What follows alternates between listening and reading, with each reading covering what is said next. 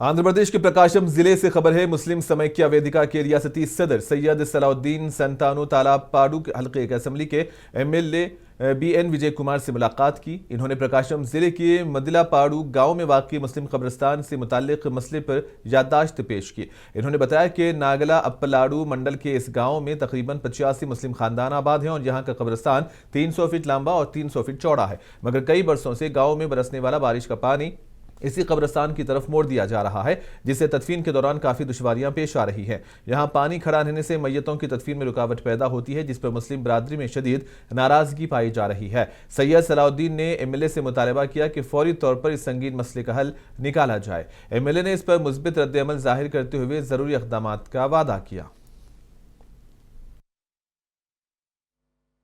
आज प्रकाशम जिला संतानो तालापाडू नियोजकवर्गम में यहाँ वाले मुस्लिम समाख्या वेदिका वाले को यहाँ का मसला हल करने के लिए बुलाए हैं।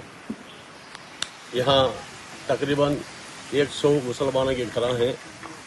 यहाँ कोई कब्रिस्तान के लिए थोड़ी जगह है, वो भी ड्रेनेज का पानी, इसका कंपाउंड नहीं होने की वजह से ड्रेनेज का पानी या बारिश का पानी आया तो कब्रिस्तान में पूरा पानी चल जा रहा है और कोई जनाजे के लिए खड्डा खोदेंगे तो पूरा पानी भर जा रहा है।